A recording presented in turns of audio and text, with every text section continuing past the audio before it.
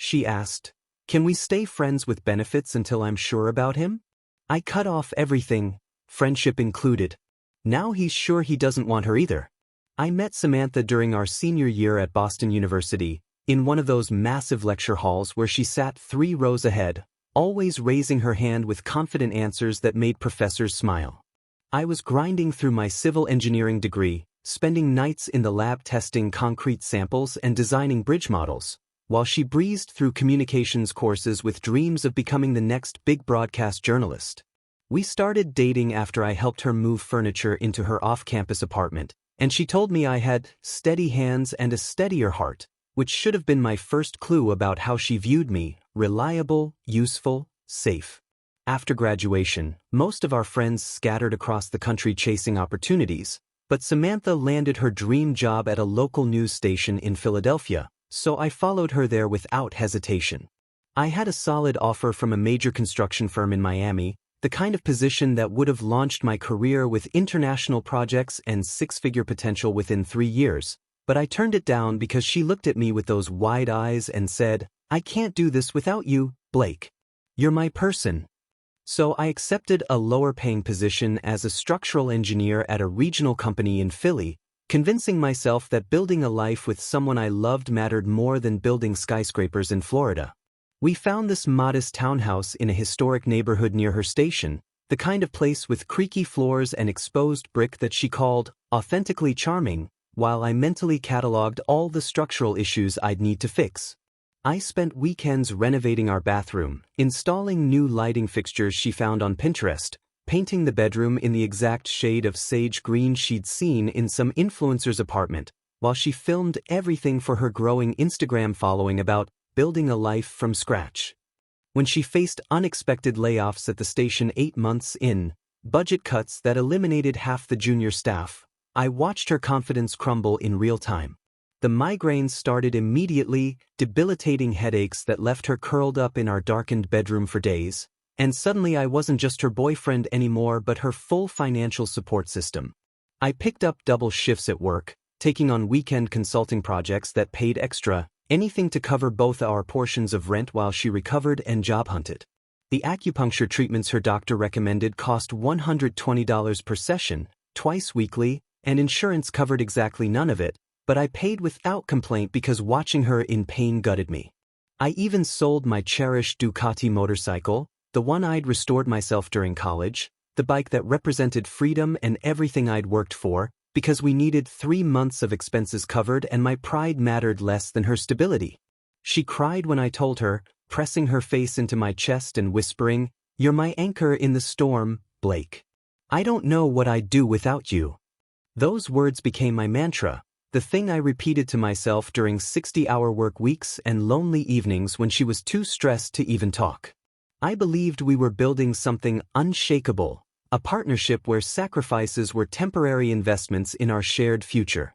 While she scrolled through job listings with increasing desperation, I was secretly meeting with a local jeweler, designing an engagement ring with a princess-cut diamond and custom engraving that read, "My Anchor," on the inside band. I'd opened a separate savings account she didn't know about, transferring $200 every paycheck, planning elaborate surprise dates for after she landed her next position, maybe a weekend in the Poconos, or that rooftop restaurant she'd mentioned wanting to try. I even practiced the proposal speech in my truck during lunch breaks, imagining her surprised face, her happy tears, the moment she'd realized that every hardship we'd endured had only made us stronger. Looking back now, I can see how pathetically naive I was, mistaking her dependence for devotion, her gratitude for love, her "you're my anchor" for "you're my choice." I was so busy being her stability that I never noticed she was already scanning the horizon for something more exciting to chase, someone who represented adventure instead of security, passion instead of consistency. But I didn't know that yet. I was still the devoted boyfriend, working myself to exhaustion, selling my possessions, planning our future, completely blind to the fact that she was already planning her exit strategy while I was planning forever. Samantha landed a better position at a digital media company about 4 months after the layoff, and I genuinely celebrated with her, taking her to that expensive steakhouse downtown and toasting to her resilience and new beginnings. The job seemed perfect initially: better pay, creative freedom, opportunities to build her personal brand, but something shifted in her almost immediately, like she'd been handed permission to become someone entirely different. She became obsessed with creating content for TikTok and Instagram, constantly filming herself talking about authentic living and finding your truth, while our actual life together grew increasingly hollow and performative. I'd come home exhausted from inspecting construction sites to find her setting up ring lights in our living room, recording the same 30-second video 12 different ways, asking me to be quiet because my footsteps were ruining her audio. Our modest townhouse transformed into a studio for her carefully curated fiction. She'd arrange books she'd never read on our coffee table, brew elaborate coffee drinks she'd pour out after photographing, even bought throw pillows that matched her aesthetic, but were so uncomfortable I couldn't actually sit on our couch anymore. That's when she started mentioning Ethan, casually at first, just another coworker's name dropped into dinner conversation, but the frequency increased until I could have written his biography from her stories. He was a creative director at a partnering advertising agency, apparently some hotshot who'd worked on campaigns for major brands, and Samantha described his rock climbing adventures in Colorado with this wistful tone that made my stomach clench. She showed me his Instagram profile one night, scrolling through photos of him dangling from cliff faces and posing in front of mountain vistas, saying, "This is the kind of person who really lives, you know? Not just exists." I looked at the screen, then at her, wondering what that made me. Someone who just existed, apparently, in my work boots and safety vest, building actual infrastructure while he took selfies on mountains. The physical changes started subtly enough that I convinced myself I was being paranoid, but engineers are trained to notice patterns and structural shifts, and Samantha was exhibiting both. She began wearing more makeup to work, the kind of dramatic contouring and highlighting she'd only done for special occasions before, and her morning routine extended from 20 minutes to over an hour of precision application. Her wardrobe transformed into expensive athleisure clothing, $120 leggings, $80 sports bras, designer sneakers that cost more than my work boots, purchases she definitely couldn't afford on her new salary but somehow kept appearing in our closet. I started noticing unfamiliar cologne on her clothes when she came home, not the cheap body spray from the gym but expensive masculine scent that lingered on her neck and wrists, and when I mentioned it, she'd claim it was from hugging colleagues or crowded elevators, with increasing irritation.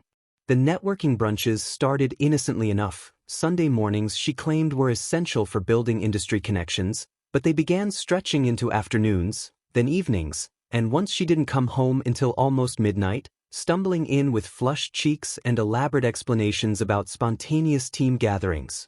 Our intimate life, which had always been one of our strong connections, became transactional and rare, with Samantha claiming headaches or exhaustion whenever I initiated anything, but I'd catch her scrolling through Ethan's LinkedIn profile at 2 a.m., studying his career trajectory like she was researching her future. I found myself trying harder to connect with her, planning surprise date nights to our favorite restaurants, suggesting weekend trips to reconnect away from her phone and work stress, even researching couples activities we could do together. When I proposed a simple camping trip to the Poconos, something we'd talked about doing since moving to Philly, she looked at me like I'd suggested we vacation in a dumpster. Camping, Blake? Seriously? You don't understand the creative industry's demands, she said, scrolling through her phone while I sat across from her with camping brochures I'd printed. I need to stay visible in these circles to advance my career. Ethan says networking is 80% of success in this field, and he should know. He's already where I want to be. Ethan says, Ethan thinks, Ethan believes. His opinions became gospel in our home while mine became background noise she'd acknowledge with distracted nods. I suggested couples counseling once, during a rare quiet evening when she wasn't filming content or texting furiously, and she actually laughed, not meanly but dismissively, like I'd made an absurd joke. Therapy? Blake, we're fine. You're just insecure because you don't understand my work environment. This is what collaboration looks like in creative industries. It's intense, it's consuming, it's not like your 9-to-5 engineering job where you clock in and out. Her words stung precisely because she'd aimed them at my perceived limitations, making me feel like my stable career, my reliability, my consistency were somehow deficiencies rather than virtues. I started working later myself, partly to avoid the cold apartment where she'd film content or text Ethan, partly because losing myself in structural calculations felt safer than watching my relationship's foundation crumble. My coworkers noticed the change, asking if everything was okay, but I'd just force a smile and say Samantha was busy with her new career, which was technically true, just incomplete. The engagement ring sat in my sock drawer, the savings account growing slowly, the proposal plans gathering dust in my mind as I watched the woman I loved transform into someone I barely recognized, someone who looked at me with increasing impatience, like I was an obligation she was growing tired of maintaining. I couldn't pinpoint the exact moment I knew something was definitively wrong, but I remember the evening I came home early with her favorite Thai takeout, the pad see ew with extra vegetables she always ordered, and found her FaceTiming Ethan in our bedroom, laughing with her head thrown back in a way she hadn't laughed with me in months. She startled when she saw me, ending the call quickly and claiming they were discussing a project deadline, but her flushed face and defensive tone told a different story. That night, lying in bed beside her while she typed furiously on her phone with her back to me, I felt the truth settling into my bones like concrete hardening. I was losing her to someone who represented everything I wasn't. Spontaneous, adventurous, creative, exciting. I was the anchor, yes, but anchors keep you in place while she wanted to sail away, and Ethan was apparently the wind in her sails, the promise of a life more interesting than the one we'd built together through my sacrifices and her ambitions. The conversation that destroyed everything happened on a Tuesday evening when I came home early with takeout from our favorite Thai restaurant and a bouquet of sunflowers for no particular reason except that I'd seen them and thought of her. I found Samantha sitting at our kitchen island, laptop open, wearing the serious expression she usually reserved for important work presentations, and when she saw me, she didn't smile or acknowledge the flowers, just said, "We need to talk. Sit down." The way she said it, clinical and prepared, made my heart drop into my stomach, and I set down the food containers with hands that had suddenly forgotten how to function properly. She took a breath, the kind people take before diving into cold water, and said, "I've been exploring a connection with Ethan for the past 2 months. We've been seeing each other, and I want to officially pursue where this relationship could go, but I don't want to lose what we have either." I stared at her, my brain struggling to process the words that sounded English but made no sense in any reality I understood. "What exactly are you saying, Samantha?" My voice came out steady, which surprised me given that my entire world was tilting sideways. She reached across the island like she was going to take my hand, but I pulled back instinctively, and hurt flashed across her face like I'd rejected her instead of the other way around. "I'm saying I've developed feelings for Ethan, real feelings, and we've been exploring them physically and emotionally. Those work conferences I went to in New York and Boston? I was actually at boutique hotels with him, and before you get angry, this is me being honest with you, which is more than most people would do." The casual way she admitted to months of deliberate deception, like she deserved credit for eventually telling me about her affair, made something cold and hard form in my chest. "You've been cheating on me for 2 months and you want congratulations for finally admitting it?" I asked, and she actually rolled her eyes, like I was being dramatic and missing her point entirely. "That's such a limiting way to view this, Blake. I want to officially see where things go with Ethan, but that doesn't mean we have to end what we have. You could be my emotional support person, we could still have our physical connection, maintain the comfort and stability we've built. It's called being progressive and honest instead of clinging to outdated monogamous expectations that don't serve anyone." She pulled out her phone then, the audacity of the moment almost impressive in its sheer disconnection from reality, and showed me a Google Doc she'd created, actually color-coded with different sections outlining our modified relationship structure. There were scheduled nights when she'd stay with me versus nights she'd be with Ethan, guidelines for communication and boundaries, even a section about how we could all eventually become friends and maybe take trips together. I scrolled through the document with numb fingers, seeing my life reduced to a spreadsheet where I was categorized as primary emotional support, while Ethan was listed as primary romantic interest, like we were job positions she was delegating responsibilities between. "This is insane," I finally said, pushing the phone back across the island. You can't seriously expect me to agree to this. Her face hardened, the vulnerable expression disappearing behind irritation and entitlement. Why not? Lots of people have polyamorous arrangements. There are entire podcasts about this, articles in major publications. You're being closed-minded because you're scared of losing me, but this way, you don't have to. You get to keep me in your life, just in a different capacity. The way she phrased it, like she was doing me a favor, like I should be grateful for the opportunity to watch her build a life with someone else while I provided emotional labor and physical comfort on her schedule, made me realize I'd never actually known this person at all. What about what I want? I asked, and she looked genuinely confused, like my wants were irrelevant variables in her carefully calculated equation. You want me to be happy, don't you? This makes me happy, Blake. Ethan makes me feel alive in ways I haven't felt in years. He's spontaneous and passionate, and he sees possibilities everywhere. With you, everything is so planned and measured and safe. I need both. I need his fire and your stability. She was actually smiling now, warming to her pitch like a salesperson who'd found the right angle. Think about it, you'd still get to live with me, we'd share Netflix, and you could keep your gaming console here. I'd even be okay with you seeing other people casually, as long as they understood I'm your primary partner. This could work, Blake. We could be pioneers in modern relationships.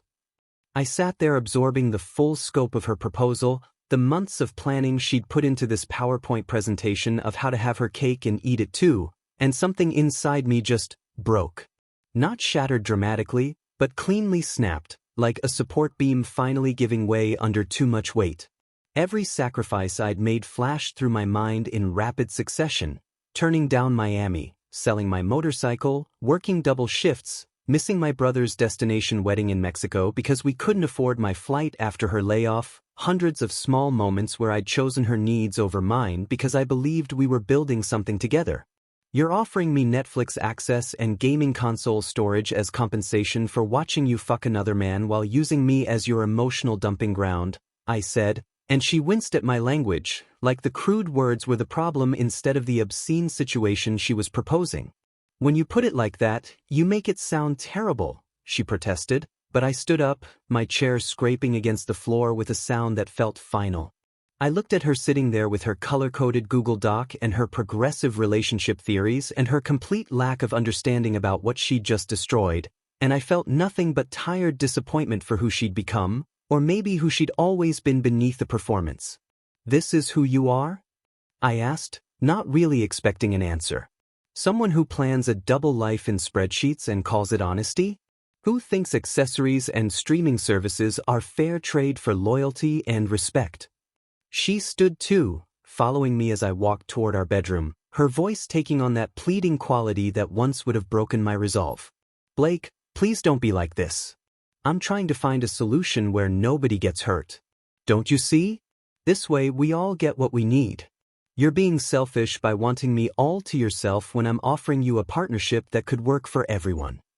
I turned at the bedroom door, and she was close enough that I could smell that unfamiliar cologne on her clothes, could see the desperation in her eyes that had nothing to do with loving me and everything to do with not wanting to lose her safety net. We're done, Samantha, I said, and started pulling my clothes from the closet, the muscle memory of packing taking over while my brain tried to process the surreal nightmare my life had become. She followed me around the apartment while I methodically dismantled our shared life with the same precision I used to design load-bearing structures, her emotional state cycling through denial, anger, bargaining in rapid succession. You don't mean that, you're just upset, she said, watching me pull toiletries from our bathroom, leaving behind the expensive creams I'd bought her. Then anger erupted when I started unhooking my gaming console. You're being a child. This is emotional blackmail. But I just carefully wrapped the cables, my hands steady even as my heart hammered. I pulled out my phone, transferring utilities to her name with a few taps, each digital signature feeling like signing divorce papers we'd never needed. She watched with growing panic, offering ridiculous compromises. Okay, forget Ethan. I'll end it right now, I'll block him, we can do therapy. I just shook my head, pulling my engineering textbooks from the shelf, the ones I'd studied during late nights when she was in hotel rooms with another man. I called Marcus, my best friend from college in Jersey, and his voice went deadly quiet when I gave him the abbreviated version. I'm on my way. Pack what you need tonight. Samantha tried grabbing my phone. You're choosing him over working this out? The irony wasn't lost on me. She'd chosen Ethan but was offended I was choosing my friend's couch over our bed. Then came her ultimate weapon, delivered with theatrical timing. I'm pregnant. I stopped and looked at her directly. No, you're not. Her face flushed. Yes, I am. I took a test last week. We haven't had sex in 6 weeks. I've been keeping track. So either you're lying, or that baby is Ethan's, and either way, it's not my problem. The pregnancy claim evaporated, replaced by threats. I'll tell everyone you were controlling. I'll post about emotional abuse on Instagram. I have 50,000 followers. I zipped my duffel bag and headed for the door. Do whatever you need to do, Samantha. I walked out carrying only my duffel and laptop, leaving behind 3 years of stuff that felt like crime scene evidence.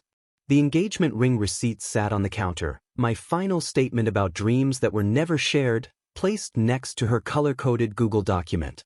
Before midnight, I blocked her everywhere. Phone, Instagram, Facebook, LinkedIn. Marcus met me with beer and silent empathy, the kind that doesn't require words. The next week unfolded like a military operation. I hired movers for Wednesday at 10 a.m. during her team meeting, clearing out everything I'd paid for. I closed our joint bank account after calculating exactly what I'd contributed, transferring my portion to a new account at a different bank. My email to the landlord was brief. Please remove Blake Morrison from the lease effective immediately.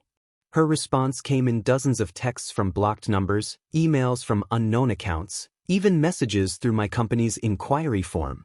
But I was done responding, done being the support system for someone who'd systematically destroyed everything while planning spreadsheets of how to keep using me.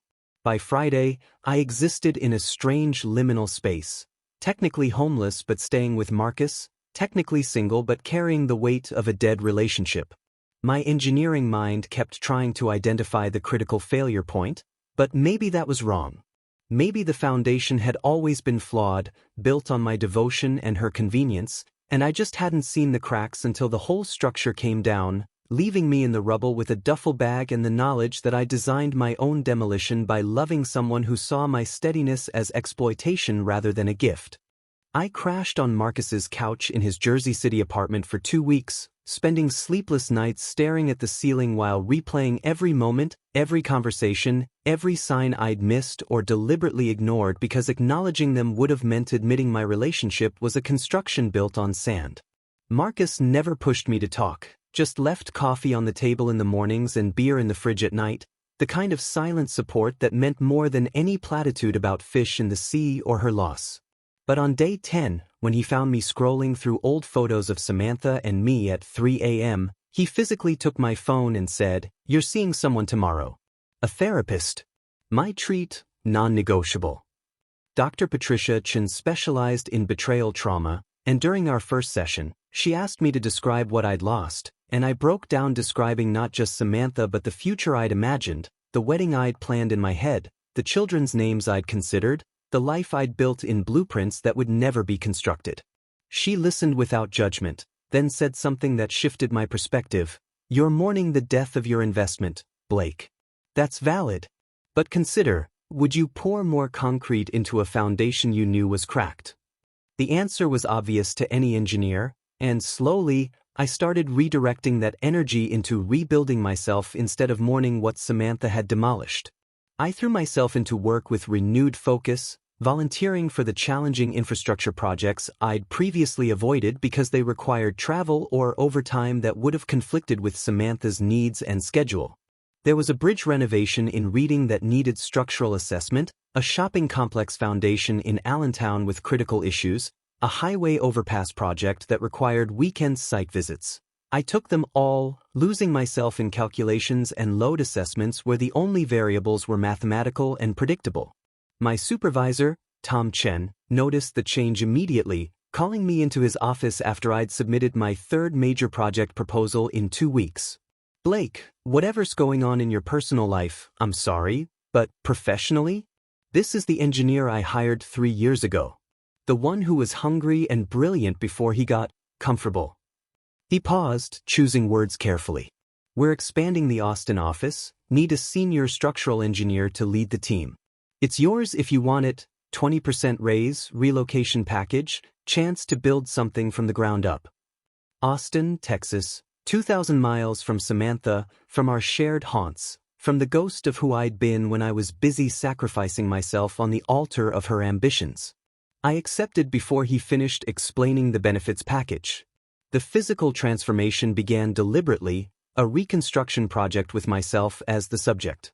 I joined an early morning running group that met at 5:30 a.m. in Liberty State Park, pushing my body until my mind was too exhausted to replay conversations or wonder what Samantha was doing with Ethan. The runners were a mix of professionals and retirees, and nobody asked about my story. They just ran beside me through the pre-dawn darkness, their presence a reminder that forward motion was possible even when your legs burned and your lungs screamed. I cut my hair into a sharper style, shorter on the sides with enough length on top to look intentionally styled rather than accidentally disheveled, and the barber commented that I looked 10 years younger without the stress weight I'd been carrying in my face. My wardrobe underwent complete renovation. I donated everything Samantha had influenced me to buy, all the safe neutral colors she preferred, and rebuilt with clothes that felt like me, structured button-downs in deep blues and charcoals, well-fitted jeans that actually looked intentional, a leather jacket I'd wanted for years but never bought because she said it was too edgy for your personality. I even took an improv comedy class at a community theater in Hoboken, forcing myself to be spontaneous and vulnerable in front of strangers, learning to laugh at my own awkwardness and embrace uncertainty as creative opportunity rather than structural failure. The class was full of weirdos and theater kids and people comfortable with chaos, and their energy was infectious. I discovered I could be funny when I stopped trying to be perfect, that my analytical mind could generate humor when I let it play instead of just calculate. During therapy, Dr. Chin helped me process how Samantha had weaponized my reliability, treating my consistency as boring rather than valuable, my planning as controlling rather than caring, my stability as a given rather than a gift I chose to give. We talked about patterns from my childhood, being the eldest son of working-class parents who relied on me to be responsible while my younger siblings got to be spontaneous and carefree. I'd learned early that love meant sacrifice, that being needed was the same as being wanted, that my worth was tied to my usefulness. Blake, Dr. Chin said during our 6th session, you built your entire identity around being someone's foundation. But foundations don't get appreciated until they crack. You deserve someone who values you while you're strong, not just needs you when they're falling apart. The words hit like a revelation, and I started recognizing how many relationships I'd approached as engineering problems to solve rather than partnerships to enjoy. Mutual acquaintances started reaching out with careful questions about the breakup, fishing for details they could share in group chats or use to pick sides in a drama I'd already exited. I maintained dignified silence, responding with simple, "We wanted different things," when pressed, refusing to engage in the narrative warfare Samantha was apparently waging across social media. Through Marcus, I heard she was posting cryptic quotes about toxic masculinity and men who couldn't handle successful women, painting herself as the victim of my insecurity rather than the architect of her own betrayal. Her friends left comments about dodging bullets and knowing your worth, creating an alternative history where I was the villain who couldn't appreciate her growth. Let them believe it, I decided. People who knew me would see through the performance, and people who didn't weren't worth correcting. I focused on becoming someone I respected rather than defending myself to people whose opinions didn't matter. The truth about Ethan came through Marcus about 6 weeks after I'd walked out, delivered with the kind of gleeful schadenfreude that only best friends can properly execute when karma finally shows up to collect debts. "Bro, you need to sit down for this," Marcus said, pouring us both whiskey even though it was Tuesday afternoon. Ethan was dating 2 other women the entire time he was with Samantha, one from his actual company, another from a client firm. Treated all 3 like casual flings, rotating through them based on his travel schedule and whatever suited his convenience. I took a slow sip, letting the burn distract from the vindication I felt. How'd Samantha find out? She showed up at his loft unannounced last Friday night with an overnight bag and expectations of exclusivity, found him with the client firm girl, and apparently lost her mind. Ethan literally laughed in her face, called building security to escort her out, then blocked her number while she was still in the elevator. The image of Samantha's humiliation should have brought me satisfaction, but mostly I felt exhausted by the predictability of it all. She'd chased excitement and found exactly what that kind of man offers. Nothing sustainable, nothing real, nothing worth the destruction she'd caused. But karma wasn't finished with her professional life either, and the universe apparently believed in comprehensive demolition. The digital media company discovered she'd been inflating her engagement metrics, buying fake followers and using bots to inflate her content performance, essentially committing fraud to justify her salary and position. Worse, she'd been using company resources, their photography equipment, their editing software, their office space, to create personal content she monetized separately, violating multiple clauses in her employment contract. They fired her immediately, escorted her out by HR with a box of personal items, and their legal team sent a cease and desist letter threatening to sue for misappropriation of company assets. Her carefully curated Instagram presence, the one she'd prioritized over our relationship, became a liability overnight when brands started dropping sponsorships after learning about the fake metrics. Samantha's desperation manifested through increasingly unhinged attempts at contact that would have been concerning if they weren't so pathetically transparent.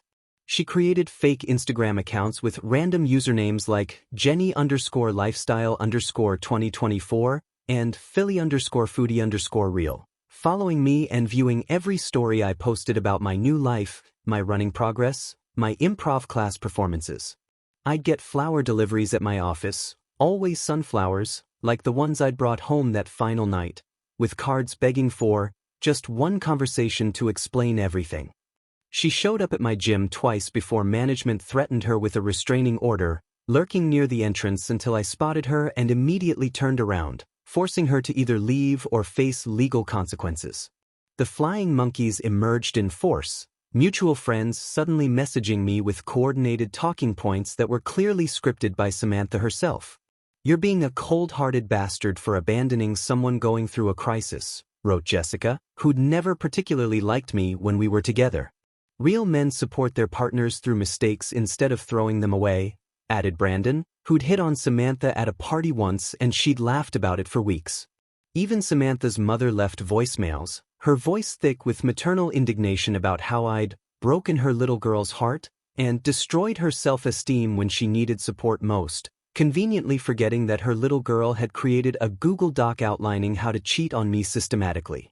The most ridiculous attempt came through LinkedIn, where one of Samantha's former coworkers posted a long essay about men who can't handle successful women and emotional unavailability masquerading as boundaries, never naming me directly but including enough specific details that anyone who knew our story would recognize the target. The post got dozens of supportive comments from people who didn't know the full context, creating this narrative where I was the insecure boyfriend who sabotaged her success rather than the partner she'd betrayed and tried to demote to emotional support accessory. I didn't respond to any of it, not the flowers, not the fake accounts, not the flying monkeys, not the LinkedIn essay. Engaging would only feed the drama she was trying to create, give her the attention she craved, validate her delusion that I was still invested in our story. Instead, I focused on my Austin transition, apartment hunting virtually and coordinating with my new team, building excitement for a fresh start where nobody knew me as Samantha's ex-boyfriend, but just as Blake, the senior structural engineer leading the expansion project. 8 months post-breakup, I flew back to Philadelphia for Marcus's engagement party at a waterfront venue in Hoboken with Manhattan's skyline glittering across the Hudson like a promise of better things ahead. I arrived with colleagues from Austin, Tom and his wife, plus 2 junior engineers I'd recruited for our team, feeling genuinely proud of the life I'd built from the wreckage Samantha had created. The promotion had exceeded every expectation. The Austin office was thriving under my leadership, and I'd even started casually dating a landscape architect named Riley who I'd met through my running group, someone who appreciated planning and stability instead of resenting it. I was standing near the bar, laughing about a construction site mishap with Tom, when I spotted her across the venue. Samantha looked like a shadow of herself, wearing a dress that hung loose on her diminished frame, makeup unable to conceal the dark circles or the desperate energy radiating from her like heat distortion. She saw me immediately, her face cycling through shock, hope, calculation before settling on determination, and I watched her excuse herself from whatever conversation she was pretending to have and make her way toward me with purpose. "Blake," she said, her voice cracking on my name like it was a lifeline she was grasping. "Can we talk? Please, just 5 minutes on the balcony?" I glanced at Tom, who raised his eyebrows in silent question, and I nodded toward the group. "I'll be right back." The balcony overlooked the waterfront, the November air sharp enough to make her shiver in her inadequate dress, and she wrapped her arms around herself like she was trying to hold together pieces that kept falling apart. "You look really good," she started, her eyes scanning me like she was cataloging every change. The haircut, the confidence, the expensive watch Tom had given me as a congratulations gift. "Austin's treating you well. What do you want, Samantha?" I kept my voice neutral, not cruel but not warm either, just tired. She took a shaky breath, and I could see her gathering courage for whatever script she'd rehearsed. "Ethan was using me. The whole thing was revenge because I turned him down years ago when he first asked me out.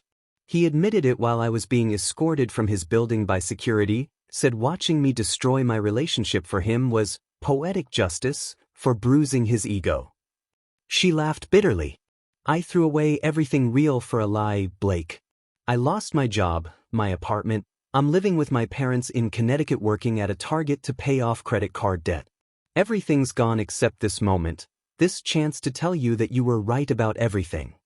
I let the silence stretch between us, watching tears start their predictable journey down her cheeks, mascara creating dark trails that she didn't bother wiping away.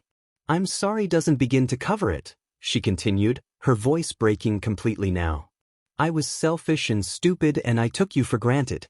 You were everything, stable, loving, dedicated, and I confused that with boring because I was too immature to recognize the difference between excitement and love. Ethan made me feel alive, but you made me feel safe, and I was too foolish to know which one actually matters." She dropped to her knees then, right there on the balcony, grabbing my hands with cold fingers that trembled. "Please, Blake, give me another chance. I'll never take you for granted again. I'll spend every day proving I've changed. I'll sign any agreement you want, go to any therapy you choose. I'll be the partner you deserved from the beginning." I looked down at her kneeling there in her ill-fitting dress with desperate eyes and running makeup, and I felt nothing except mild discomfort at the public display and distant pity for who she'd become. Gently but firmly, I removed my hands from hers and stepped back. "Samantha, you wanted the benefits without the commitment. I chose to give you neither, and that decision gave me back my self-respect." Her face crumbled, hope dying in real time. "That's it? After everything we had, everything we could still have, that's all you have to say? What we had was me sacrificing while you took. What we could have is you learning from this experience and becoming someone worthy of an actual partner. But that partner won't be me." I turned to walk back inside, then paused at the door. "And for the record, you didn't throw away stability for excitement.